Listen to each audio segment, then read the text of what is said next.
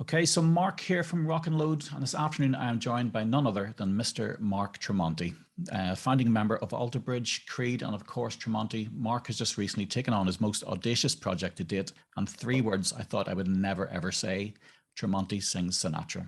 So to find out the why behind the project, let's talk to Mark himself. Mark, how are you? Good. How about yourself? Fantastic, man. Fantastic. So yes, like I had to listen to the album earlier on today. Mind is blown. Let's just put it there. I don't know what else to say, really. Give us a little bit of background as to the why behind the project. Yeah. So about 3 years ago, I became a fanatic singing Sinatra all day long. I just fell in love again. Grew up on Sinatra, but really did the deep dive about 3 years ago and wanted to sing like him. So I practiced and practiced, and I didn't know what I was going to do with it.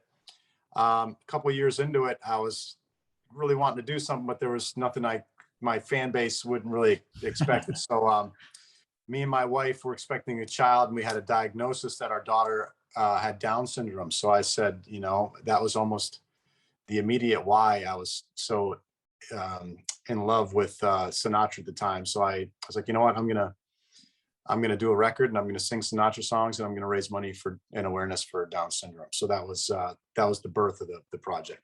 Yeah, and it was Stella, I believe, is your daughter, is that right? That's still, yeah. Yeah. I know, what a face, wee cutie. So tell me, like, what was it like for you guys when you got the diagnosis? First of all, that Stella was going to be Down syndrome. It must have been a shock to the system.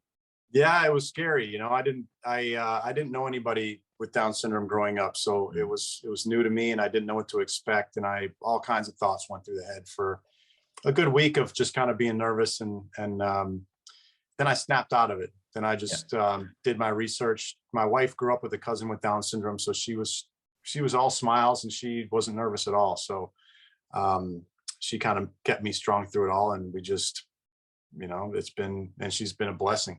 Yeah, yeah. And I believe then Stella had a heart defect on top of that as well, which is another challenge you guys had to go through. Yeah, she had to go through open heart surgery about 3 months ago, which was toughest moment of my entire life. But that being said, she got through it. She bounced back so quickly, and you would have never known she had the surgery a week later. So she was a champ. Yeah, yeah, fantastic. Kids are so resilient, aren't they? They just, as you say, bounce right back. Yeah, absolutely. And have you got any other kids? I have 2 older kids. I have Austin and Pearson. They're 16 and 13, 2 boys. A bit of a gap then between. Are they doing the babysitting duties then? No, they're not mature enough yet. Yeah, don't trust the boys. No. And so tell me then about this crazy record. Like such a diversion from what we would expect from you as a musician. It must have been such a brave step to take in the first place. But was it an intimidating? Was there trepidation about undertaking the project?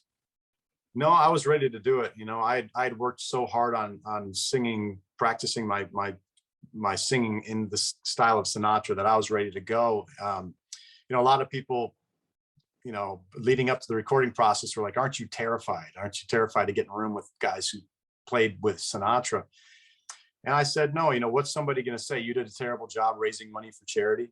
You know, it comes from a good place. So there's nothing to be nervous about. And that's kind of something I want to put out there. You know, when other people take on this take a chance for charity thing that I'm doing, you can do whatever you want and get away with it in any way you want because it's for charity. You know, you can you can be a heavy metal guy doing ballet if you want, and as long as you're doing it for charity, you can, you know, you don't have to worry about it. Yeah, you touched on that charity. As you say yourself, are you out there poking the bear at the moment, trying to encourage your friends and colleagues to get involved and do the crazy things? Yeah, a lot of people have stepped up, and I think once we release this record, the next big goal is to keep hunting down more and more people to do this project so it catches on, almost like the ice bucket challenge did, where people challenge the next person to do it, and it just keeps on spilling over. Yeah. And you guys got the approval from the Frank Sinatra estate when you went ahead with this project. That must have been quite a confidence booster that you had the support. Yeah, that was a huge thing. That was probably the toughest thing in the whole project, because you know, the band was on board. They're like, yeah, that's one thing that we're on board, but you got to get the family's permission. And you know, they don't approve hardly anything. They get, you know, when my manager first called, he's like, we get 100 calls a month, you know, let's, you know, you can't do this project. So then it took us explaining, we're bringing the original members of his touring band in for the recording process. We're doing it for charity. And then they had, you know, and then we played them some of the tracks of the first 2 songs, and then they liked what they heard and approved the project. But they've only approved stuff for like Tony Bennett and Michael Bublé before that I'm aware of. Yeah. And I'm sure your wife is a big fan of you crooning the old Sinatra classics as well. She's probably sick of it by now. That's all I've been doing. I didn't want to touch on that. I'm sure a couple of years later, she's probably sick to death. She's like, Jesus, go write another Alter Bridge album, for God's sake. That's right. That's right. Yeah. So like, what was that first experience like when you stepped into the studio with those guys with all those horns? That sound must have been absolutely amazing. It was incredible. You know, it's kind of thing that you have to be there to experience to see how it really is. You know, it's I had a couple of my friends from Orlando come up there and film, and I told them, like, thank God you were here, because I could go on for years saying how cool this was, but unless you're here to see it in person, you'd never know. So they filmed it so people can also see the kind of experience it was. But watching the film versus being there in person is a way different thing. And you know, we're going to try to start doing some shows. We have our first show on May 14th. And the more intimate we can keep these shows, the more you could feel like you're in that studio space. Because, you know, when Sinatra performed, he performed some big venues, but he also did a lot of jazz clubs and a lot of smaller venues, which really makes that kind of music shine. Yeah, yeah. I was wondering about the vocal side of things then, because you're used to obviously performing in a stage with a wall of 4x12s behind you. So from a vocal control point of view, what was that like for you trying to manage that? Well, I had to get in an isolation booth. So when we did Luck Be a Lady, I stood out in the room with the band to rehearse through it once. And I had to sing so loud to stay above the instruments that there was no way it would work. So, you know, I think when Sinatra recorded, he liked to record in the room with the band, but he had a big, I think, plexiglass thing in front of him, and the room might have been larger, so he could get away with it. But in this room we were in, there was no way. I had to go in the isolation booth. Yeah, you touched on the part of the reason why you really love the Sinatra was the 1944 recording. Is it the song is you? The song you're talking about. It sort of blew my mind when I thought about that. The time gap between Sinatra recording those songs back as far as the 40s, like it was 1935 onwards, he was recording. Mm-hmm. It's amazing the legacy that he left behind, the quality of the music itself, and like, could you imagine, for example, people talking about Metallica or Alter Bridge songs in 70, 80 years time? Yeah, it would be incredible. You know, it's Sinatra, like you said, Sinatra's legacy is fascinating. When you look back on his earlier parts of his career, it's almost like nowadays we live in this modern world with cars, and at the turn of the century, people were on horses. It's the same thing in music, where you had we have the internet. You know, if like in my generation, I can say these younger bands, we didn't have the internet when we were starting out. We had to go out and tour and prove ourselves. Nowadays, everything's just put up on the internet. But Frank Sinatra could say, hey, when I was young, there weren't microphones. You know, there was, you know, Al Jolson was singing through a megaphone, and then Bing Crosby was really the first popular singer who got to croon with a microphone. Yeah. And Frank Sinatra was the first huge pop star who used a microphone to really blow it through the roof and make the front man the leader of a band. Because in the beginnings of his career, the singer was not the leader of the band. They were not the front man. It was the band leader, like the trombone player, like Tommy Dorsey or Harry James, the trumpet player. They would lead the band, and then the singer would come in minutes deep into the song for the first time. So Frank Sinatra really helped transform the format of how we listen to popular music. Yeah, yeah. And for example, in learning and trying to sort of work your way through these songs, did you try and emulate sort of vocal nuances that Sinatra would have done? For example, the way he would approach the scale or something like that, or did you just sort of do it in your own style, but obviously pay respect to him? I did my best to do it as closely as he did it as possible. You know, I would listen to every breath every pronunciation of every word, where he put his vibrato, where he didn't, the most important thing for singing like Frank Sinatra, the toughest thing is his phrasing and how he moves in front of and behind the beat. He used his voice like he was one of the instrumentalists in the room. I think he looked up to, or he respected all the other musicians so much that he wanted to show them that his voice was an instrument as well. And every day he'd sing the song differently. You know, he would move it and shift it around. So he was an expert at really using his voice rhythmically as an instrument. Yeah, I suppose it was a different time as well, the way music was approached. And I suppose, again, with the nature of big bands as well, vocalists had to interact and perform differently than compared to, say, a four-piece in today's modern industry. Absolutely. It's a completely different world. And I'm about to jump, get thrown to the wolves as a front man doing the big band things. I don't know what I'm going to do. It's just me and my microphone while the trombone solo is going on, and under my skin, I'll just snap my fingers, I guess. Yeah, you'll have to bust a few moves, I think, on the stage. Work on that performance aspect. Yeah, for sure. Yeah. And was there any sort of songs which were personal favorites to yourself that you recorded? Well, the song is used, probably the most important one because of its meaning. It's the song I sing my daughter every day to make her smile, and it's the one that really got me to want to really sing like Frank Sinatra. But I Fall in Love Too Easily is one of my favorite tracks on the record. Wave.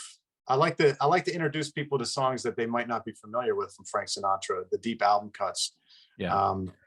And then, I think My Way came out nicely. I didn't want to do My Way because I didn't want to just come out with My Way in New York, and all the big songs that everybody knows. I wanted to show people the depth of his catalog. But in the end, I was like, I love My Way. I want to do it, but let's do it very differently. So we based it on a nylon string guitar as the lead, and then just kept it, made it as different as we could, but keep the essence of the song. Sinatra songs themselves, like, they're so embedded in our musical culture, through likes of, say, film, through television, advertising. So like everybody knows these songs already without even realizing that they're Sinatra songs, for example. So like it must be hard, as you say, to navigate which songs to record, because some of them are so popular and you're trying to avoid, as you say, just doing what the obvious choices are. Yeah, absolutely. I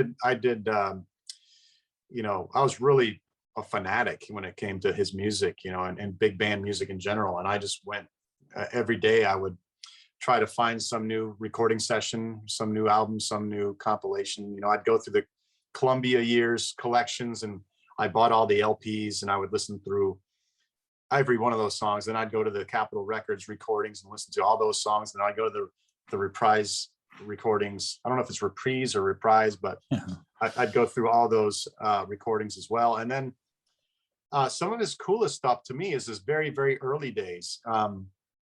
He did some bluesy stuff that you wouldn't see coming from him. He did, there's all kinds of crazy different styles that he sang in. In his early days, he was very breathy and very, he had a smile on his face all the time, and he was this young singer.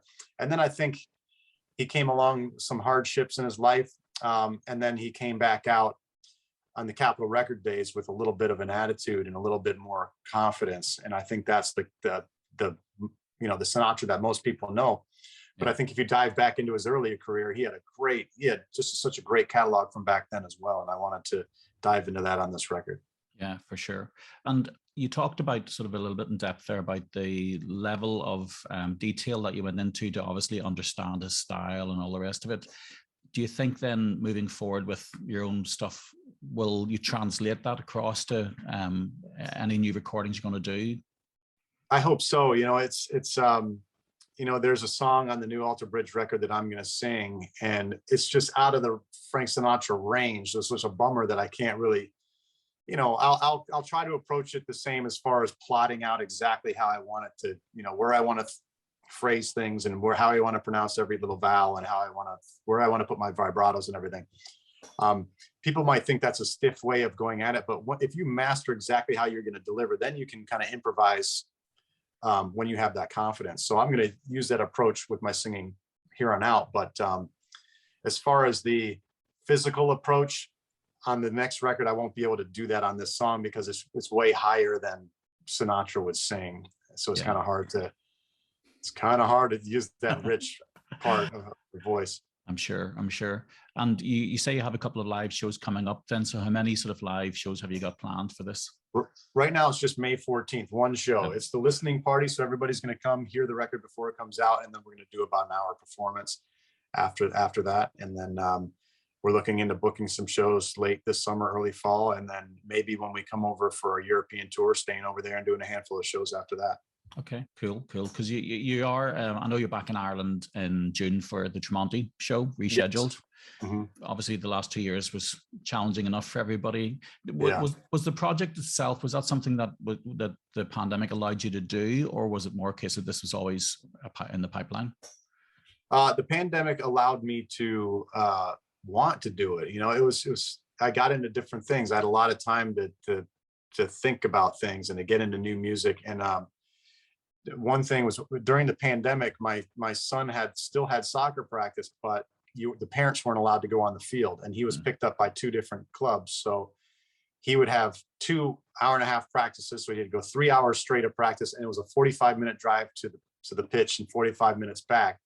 And so I'd be singing for over 4 hours, 4 to 5 days a week, just because I was sitting in a car with nothing else to do. And I loved it. You know, I'd bring my laptop and I would plot out my map of how he sang as deeply as I could. I'd listen to one line over and over and over again. And like, all right, here's where he breathes, here's where he pauses, here's what he does. And I'd nudge all this stuff, and I'd make all my little pitch notes. And I created my own little language when it comes to picking apart how he sang. And you know, you can only do those kind of things when you have a ton of downtime. You know, if I was on tour and recording Alter Bridge records and doing all that stuff, I wouldn't have the time to do this.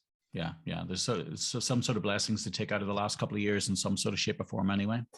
Yeah. Well, look, Mark, I'm going to stop it there because I know you're pushed for time. I just want to say thanks once again for your talking to us today. And just a reminder for everybody, Tremonti Sings Sinatra drops May 27th. And thanks again, Mark Tremonti. Great. Thank you so much. Pleasure. Thanks, Mark. Thanks again. Thank you, man. Take care. Cheers.